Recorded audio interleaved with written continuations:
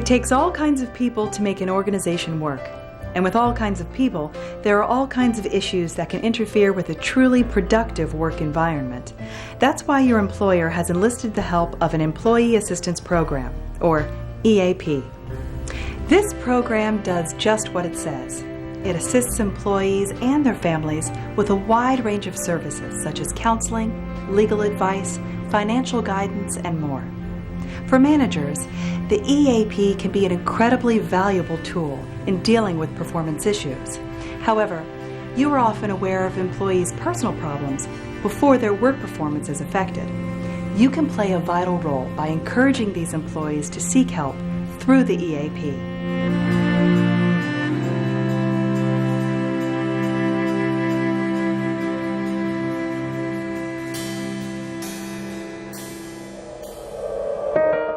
But what about employees who are having personal problems that are affecting their work?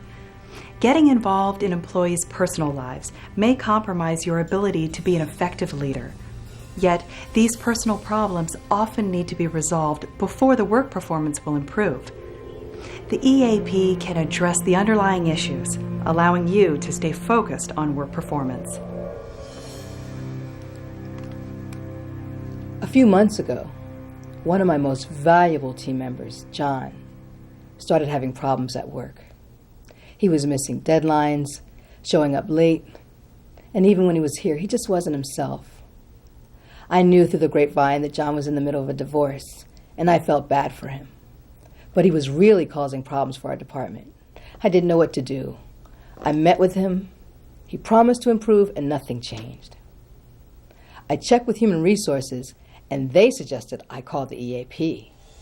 When you have an employee that is having performance problems, call the EAP. Perhaps there is a change in performance or a problem that persists despite your efforts to address it. This suggests that the employee is in need of assistance. The EAP consultant will help you clarify the situation, determine your goals for the employee, and develop an action plan. The EAP was great. They helped me to get clear on what I needed to do and what I needed from John. It was a relief to know that I didn't have to figure it out by myself. I wanted to give him the opportunity to improve and get help, but he was the one that was going to have to make the changes. Like the EAP consultant said, John had the most to gain and the most to lose. My marriage had fallen apart, and I was a mess. Couldn't even concentrate. I was just going through the motions, and I really didn't think it was affecting my work. Okay, so I was late a few times, and I dropped the ball on a couple of projects, but people here know me. They know my good reputation. But besides, I was going through a really tough time. The plan you develop with the EAP often includes a referral for counseling. While the EAP is confidential, in certain situations, it may be important for you to know that the employee has followed through with your referral. The employee must give written permission for the EAP to release any information to you.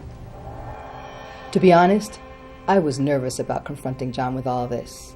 I mean, everyone has problems sometimes. I knew he was having trouble, and I didn't want to make it worse. Was this really my business? What if he refuses? What if he gets angry? But I knew I couldn't put it off any longer. When I called the EAP, they helped me prepare for the discussion. I even had notes so I wouldn't forget anything. And the meeting turned out really well. When you meet with the employee to discuss the performance problem, provide specific data such as attendance and other relevant documentation.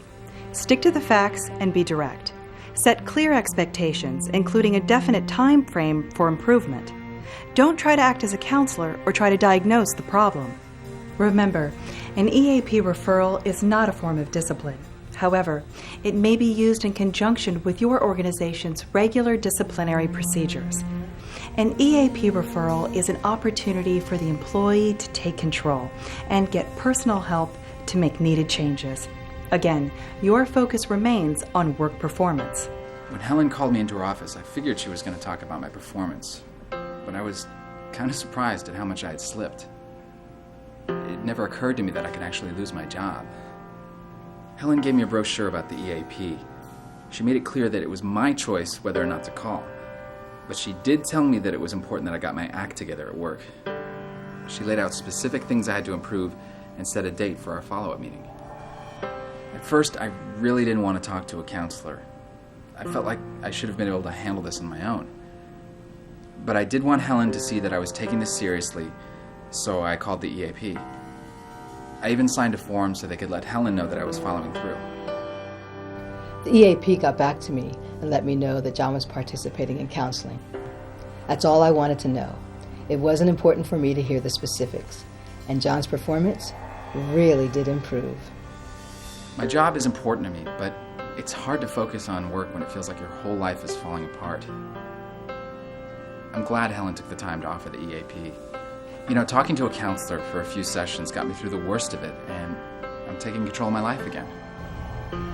Remember, your first step is to call the EAP. It really does work. By providing resources to help employees with personal challenges, we can make your job easier and your workplace more productive. It's good for you, good for your employees, and good for your organization.